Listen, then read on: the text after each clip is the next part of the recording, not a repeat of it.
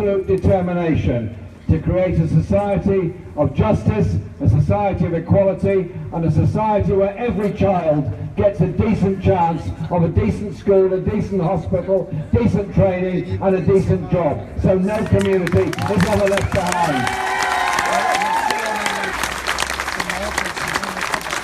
And I want to say thank you to Unite the Union and the community of Unite for what they've done this morning in helping us, and for all the other work they do in bringing people into trade unionism through the community branches, as indeed other unions do as well, because we need always to remember that we achieve things together when we are united to achieve those things together. And this building here, the National Union of Mine Workers Centre, the Miners' Hall, the Miners' Welfare, the Miners' History, the banners, the plates, the records that are in there show just what was achieved, those struggles that took place, to bring about trade unionism into the mines, to bring about safety to the mines, and to bring about a continuity and security of employment in the mines. That was what was achieved by all the miners' federations coming together to form the NUM. And it was the strength of the miners' union that so terrified Margaret Thatcher and the Tories. The strike of 84-85 was provoked by a Tory government that was more interested in destroying the power of the working class than it was protecting industry or energy sources in this country. And I'm proud to say I was very involved throughout the miners' strike in support activities and picket lines and events within Parliament, and I'd only been an MP a few months before the strike started, and I just remember those days going on picket lines in the morning with Tony Benn at 5 and 6 in the morning, and then we were there later on that day in Parliament trying to impart to this arrogant bunch of Tory MPs opposite just what the mining communities were going through, just what poverty they were suffering, the hardships they were going through to protect their industries, their communities and their jobs. And I was very honoured at the end of it when I was offered an honorary membership of the National Union of Mine Workers by the executive. And I take that, I'm very proud to have been offered that. And whilst they might have tried to destroy the mines and the mining industry, and obviously the coal mines have gone, they haven't managed to take away that spirit that was there within those coal mining communities and is still there within those communities that want to see investment, want to see justice, want to see jobs. But we have to fight for our justice. We have to fight for our justice wherever the injustice has been done. And so those families that lost loved ones at Hillsborough stood together for all those years, stood together to demand an open inquest, stood together to achieve the openness and honesty that was required. And they achieved it because they stood together, despite all the abuse they received from the Murdoch press and others when they tried to stand up on that. And now we stand up for Orgreave. We stand up for a public inquiry into Orgreave. And indeed, the first question I put to Theresa May as Prime Minister was, when is there going to be a public inquiry into what happened in Orgreave on that day? And I tell you, things move on. A year ago, when I was nominated as a candidate for the leadership of the party, I was interviewed on television, and they said, well, what's one of the demands you're going to make on justice? And I said, an inquiry into Orgreave. They said, why? They actually said, why? I said, because of what happened that day, because of the behaviour of the police that day, because of the way those miners standing up for their jobs and their community were treated and vilified by the media on that day. I said, think of this, we don't forget. That's why we want that inquiry.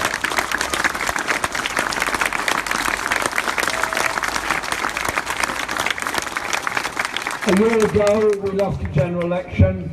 A year ago, the Labour Party decided that they would have a leadership contest. The principles behind the contest a year ago were quite simply this. We were devastated at losing the general election, of course we were. We were horrified at the consequences of possibly 5 years of a Tory government, of the inequality, the injustice, the poverty it will bring.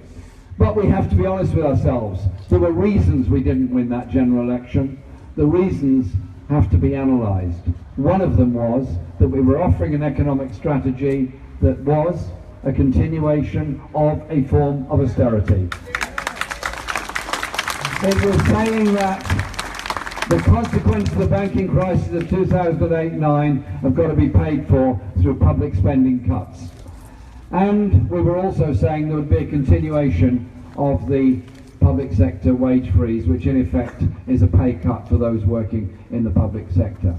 You've seen the consequences of 6 years of austerity, widening inequality in Britain, greater poverty at the bottom end, greater wealth at the top, huge company dividends and profits being paid out, massive directors' pay, wages frozen or falling, and a massive attack on health funding and local authority funding. The price of austerity is being paid by the poor in Britain. And if you overlay the map of areas of Britain with the greatest poverty, with the greatest levels of child poverty, with the lowest levels of life expectancy, with the greatest demand for secure council housing, the greatest indignity of those in insecure private rented accommodation. If you made a map of Britain and put a big dot over each of those areas, and then replaced it with a dot of where the biggest cuts in public spending investment have been made, one dot would obliterate the other. It's the poorest, most stressed areas that are paying the price of the austerity brought about by the banking crisis of 2008. And so we were absolutely determined, and I say big thank you to John Trickett, not for just what he said today, but for all the other days and the support that he's given and the loyalty that he's shown to this campaign and the cause that we're putting forward. And when John McDonnell agreed to take on the job of Shadow Chancellor of the Exchequer, John's first position was that we would have a different economic strategy, a strategy of investment, a strategy of growth, a strategy of challenging inequality, and pointing out that 84% of cuts fall disproportionately on women, 100% of cuts fall disproportionately on the poorest people across the whole country. And so his view and my view is that we've got to do things differently. We start from the principle an economy has to work for all, not the few. We start from the principle that no community in no area should be left behind. We analyse our success, yes, of course, on the numbers, but you look at what the numbers are. Our success will be the elimination of child poverty. Our success will be longer life expectancy for the poorest people in this country. Our success will be shorter housing waiting lists. Our success will be an end to street homelessness all across this country. These are the objectives we set for ourselves. We are a country, yes, of great wealth, but as Bernie Sanders said in the United States, no country, however big, however powerful, however wealthy, can afford the greed and inequality, the injustice of the super rich evading tax and avoiding tax, the poor losing their services and the rest having to pay for them. And so to those people that think there's something good and clever in avoiding tax, as some of the newspapers talk about, those who've made lots of money can't afford to stay living in Britain because the tax rates are too high. I simply say this to them: we are all human. We are all likely in our lives to suffer some kind of health need or some kind of crisis. You get a heart attack whether you're rich or poor. And when you get that heart attack, an ambulance comes to pick you up and take you to an accident emergency department. And brilliant, skilled nurses and doctors, possibly from all over the world, as a team, treat you, look after you. Who paid for that? We did, because we paid our taxes to ensure the services were there for all.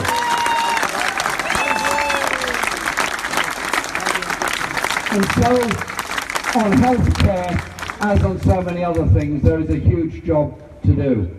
The National Health Service was a Labour movement creation, a brilliant creation by a former miner in Iron Bevan, who pointed out that healthcare ought to be a human right for all. That's what the National Health Service is, and that's what the National Health Service will always be for our movement and us.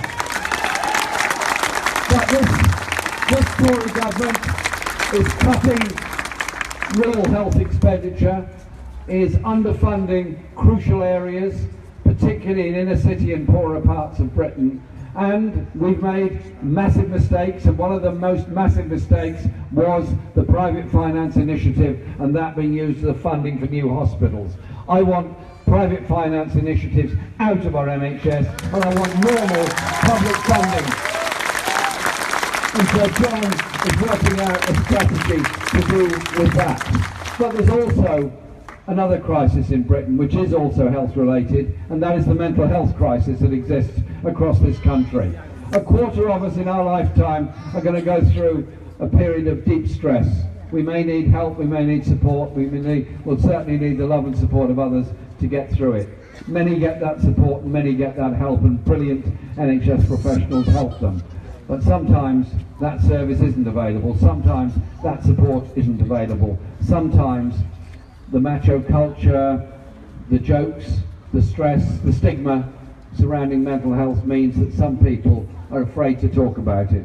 And too many young men commit suicide rather than be prepared to talk about it. We've got to end the stigma surrounding mental health, support those people going through a crisis, and fund the service properly.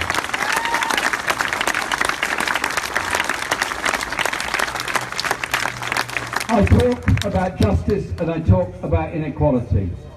Education is something that opens the minds and opens the imagination, opens the vision for all of our children.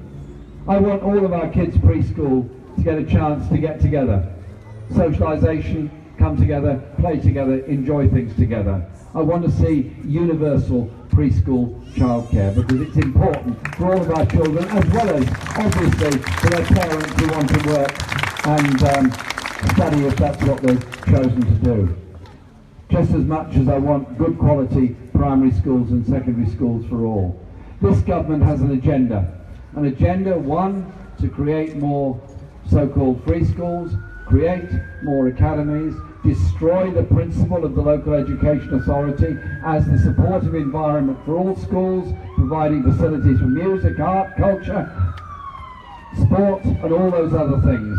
And now, on top of that, what this government wants to do is bring back the 11+. Now, I ask you this. When our children go through school together, they get on. Primary school, they watch each other grow up, and it's exciting watching them grow up, what they do. I'm getting a reminder, I don't know, it's trying to take me away. I'll be very brief because there's apparently a crowd inside. I just say this on this. Our children grow up together, learn together, develop together.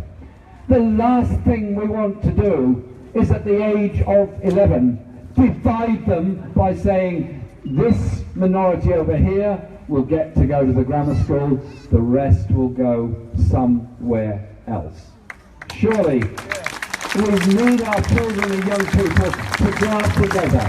We need our teachers and our teaching assistants and others on national paying conditions in good schools in every area and every community. Don't see everything as a competition between schools. How about cooperation between schools to improve standards everywhere? I've been told I've got to go inside, so can I just finish with this point? A year ago we had the leadership election, and because of events that happened in Parliament, you probably read about them, we're now having another leadership contest. That's fine, that's absolutely okay. Absolutely okay. And what we're doing in this leadership contest is having as many open air meetings as possible like this, because anybody can come, but also we're going to all parts of the country, whether they be Labour held, Tory held, or anybody else. Because at the end of it, Our party has got to recognise that we are now a party opposed to austerity. We're no longer going to blame people who claim legitimate benefits from the DWP as being scoundrels. We're not going into that kind of language. We're a party that wants to bring about a more equal and a more just society. So the party needs to come together on the 24th of September, come together to put it out there that one group, namely the party in government, will create a more unequal and more divided Britain, will deny young people the chances they need and deserve, will leave young people with massive debts, will continue with the housing inequality and all the injustice that goes with it. Our party is different. We're different because of where we come from, we're different because of what we are, we're different because of our belief that everybody matters, that in every child there is genius in some form or the other, and that everyone deserves to be included within our society. So, we want to invest in an expanding economy. We want crucial public services like the railway companies in public ownership. We want justice for all within our society. And it's something that is very, very different, and it's something that I believe has huge popular support across the whole country. We have changed our direction. We have recruited 300,000 new members to the Labour Party in a year. We're now the biggest socialist party anywhere across Europe. Let's use those numbers, use that strength to be proud of our past, proud of the achievements we've made on equality, on justice and on rights, and be a factor, more than a factor, a force within the community that stands up for everyone together, that opposes those that divide us by racist arguments or anything else. Bring people together. When we stand together, when we're united together, there's nothing we can't achieve. Thank you very much.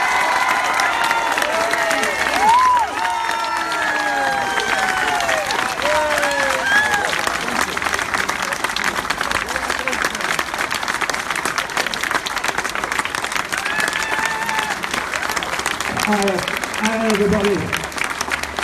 For the people who haven't been inside, we'd be pleased to know that you're going to get a chance to hear some of our local activists speak as well.